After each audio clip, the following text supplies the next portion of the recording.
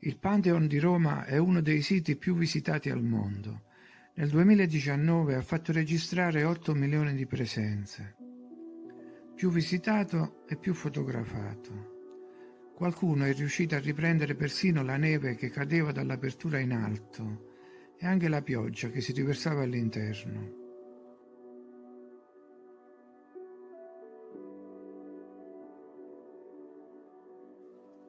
Un'altra visuale insolita ci viene da un drone che ha raggiunto la cupola.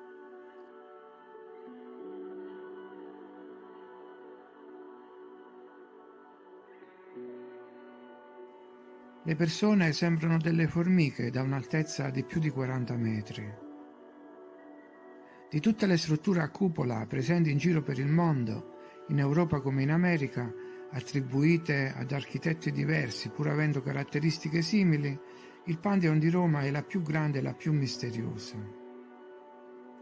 Si tratta di un edificio speciale in quanto la sua cupola, del diametro di 44 metri, è unica, non essendo stata mai più ricreata. E non si sa nemmeno come sia stata creata.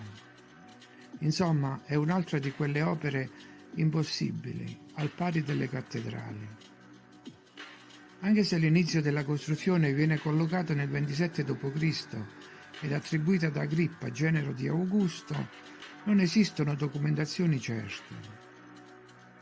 Si dice inoltre che l'edificio sia stato ultimato 100 anni dopo e che debba il suo nome alle statue degli dei presenti all'interno. Tutti sono comunque concordi nel dire che il Pantheon debba la sua sopravvivenza alla tecnica costruttiva adoperata, che ha consentito alla struttura di essere ancora in piedi ai giorni nostri. A questo spazio, convertito poi nella Basilica Cristiana di Santa Maria della Rotonda, si accede da un portico in colonne, di cui 8 che reggono il frontone e 2 gruppi di 4 in seconda e terza fila. Lo schema delle 8 colonne frontali lo ritroviamo comunque in molti altri edifici.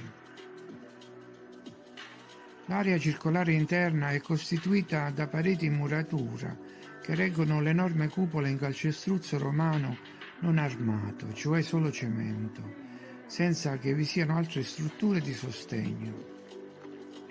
Nonostante ciò, dopo secoli di abbandono, fra scosse sismiche e inondazioni, la cupola non è collassata sotto il peso dei suoi stessi materiali.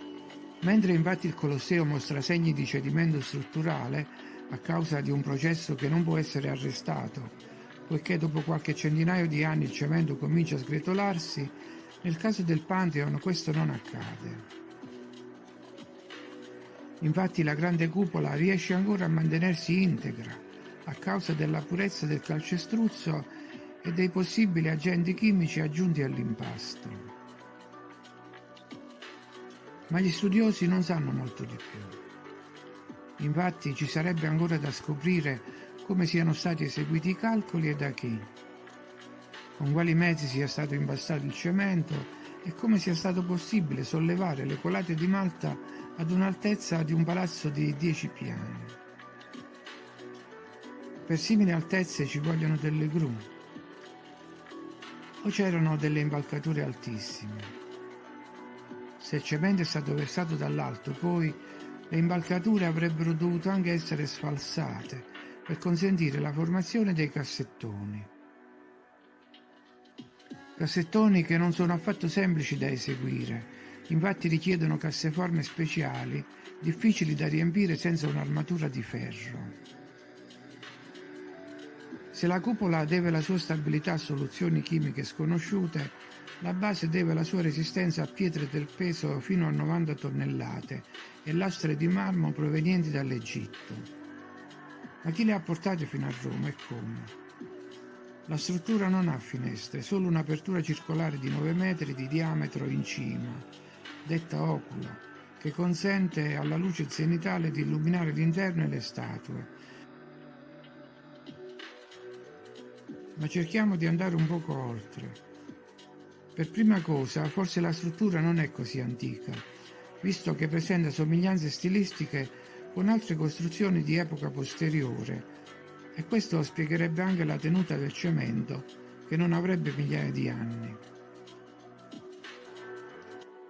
Fra le imitazioni dovremmo avere il Jefferson Memorial, Monticello, il Pantheon di Parigi,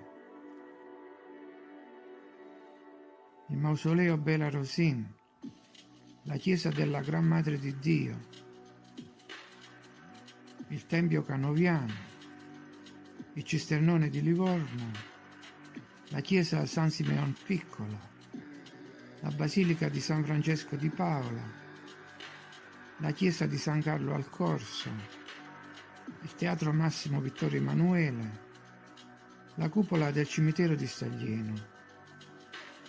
Ma se sono imitazioni, perché in alcune c'è la cupoletta sulla parte superiore della cupola? C'era qualcosa del genere anche sul Pantheon? Qualcosa di assimilabile a queste rifiniture, a possibili impianti energetici? Oppure ad ogni pioggia da 2000 anni l'acqua è penetrata all'interno? Nella piazza antistante c'è una fontana con un obelisco che potrebbe far parte di un sistema risonante insieme alle colonne del portico. È stato più volte affermato, infatti, che gli obelischi assolvessero la funzione di catalizzatori e che l'acqua fosse una componente essenziale del processo elettromagnetico. La fontana offre anche un altro motivo di riflessione, ed è il particolare dell'altezza delle persone, come risulta da alcune stampe del Settecento. Le donne che si recano a prendere l'acqua sovrastano la vasca con le braccia e la bambina arriva con la testa all'altezza del bordo. Comparando queste immagini con le foto odierne, vediamo che nel nostro secolo le persone non arrivano alla stessa altezza. Quindi a cosa è attribuibile questa differenza? Alla prospettiva o al fatto che ci fossero ancora i giganti che convivevano con uomini più bassi? Questa variazione in altezza è stata anche notata in rapporto ad altri monumenti.